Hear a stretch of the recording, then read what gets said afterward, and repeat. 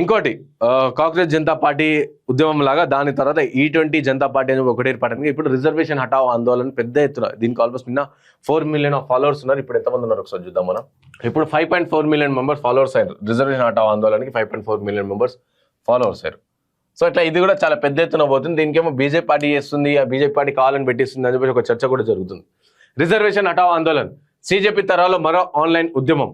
రోజుల వ్యవధిలో లక్షల్లో ఫాలోవర్స్. కుల ఆధారిత రిజర్వేషన్లు రద్దు చేయాలని డిమాండ్.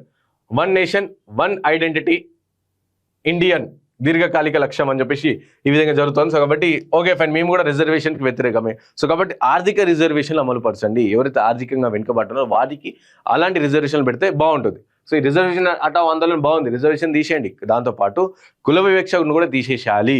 కులాలను కూడా కంప్లీట్గా అబాలిష్ చేసేయండి. అసలు కులం లేదు, మతం లేదు.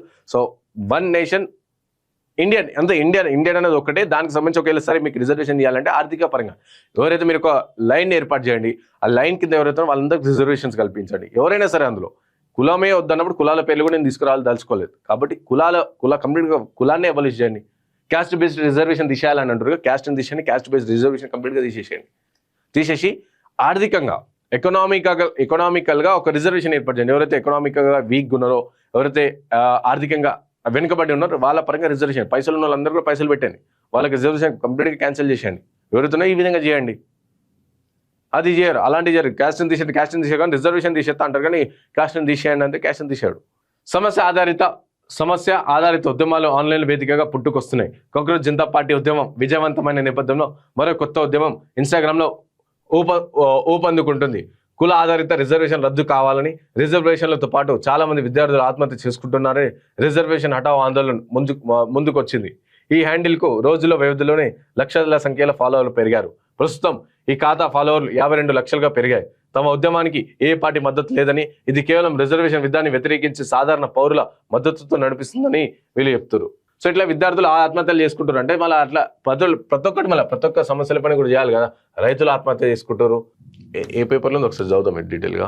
రైతులు ఆత్మహత్య చేసుకుంటారు, ఇట్లా చాలా మంది ఆత్మహత్యలు చేసుకుంటారు కదా. మళ్ళీ వాళ్ళపైన కూడా చర్యలు తీసుకోవాలి కదా. సో నడుస్తున్న ఉద్యమని ఆ ఖాతాలోని వీడియోలు పేర్కొంటున్నాయి. ఈ ఖాతాలో చదువుకో, పోరాడు, సమీక్షించు అనే డాక్టర్ బిఆర్ అంబేద్కర్ నినాదాన్ని పేర్కొంటడం గమనార్హం. అన్ని కులాలు సమానమని, ఇదొక్కటే తమ ఆశని జై హింద్ అంటూ ఖాతాలో బయోలో రాసుకొచ్చారు. గత ఏడాది అక్టోబర్లో ఖాతా మొదలవగా మొన్నటి CJP ఉద్యమం తర్వాత ఈ ఖాతాకు తాకిడి పెరిగింది. ఇండియన్ ఆర్మీ ఖాతాని మాత్రమే అనుసరిస్తున్న ఈ రిజర్వేషన్ హటావ్ ఆందోళన ఏ పార్టీతోనూ సంబంధం లేదని ఓ పోస్టులో పేర్కొంది. మాకు ఏ రాజకీయ పార్టీతో సంబంధం లేదు.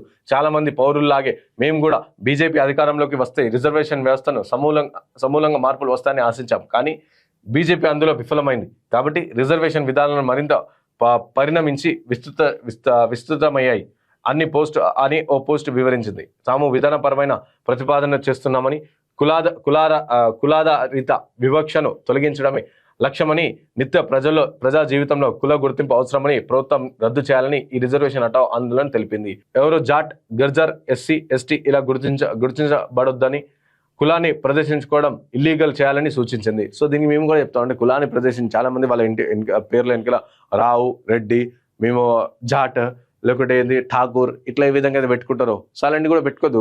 దానికి కూడా మేము కూడా సపోర్ట్ ఇస్తుంది. దాంతోపాటు రిజర్వేషన్ కాకుండా కంప్లీట్ కులాలను రద్దు చేసి పడేయండి కదా. కులాలను రద్దు చేసి, దాంతో రిజర్వేషన్లు రద్దు చేసి, కులాలు అసలు కులమే లేదు ఇండియాలో, అసలు కులాలే లేవని చెప్పి కంప్లీట్ కులాన్ని అబాలిష్ చేసేయండి. అందరూ ఒకటే అని చెప్పి అన్ని కులాలు అసలు కులాలే వద్దు, మనుషులందరూ ఒకటే అని చెప్పండి. అందరు స్వాగతిస్తారు కదా. రిజర్వేషన్లు ఎందుకు? అన్ని కులాలందరూ ఒకటే, అందరు కలిసి అందరు కూడా ఒకటే, పౌరులందరూ ఒకటే, మనుషులందరూ ఒకటే అని చెప్పేసి ఎకనామికల్గా రిజర్వేషన్స్ ఇవ్వండి.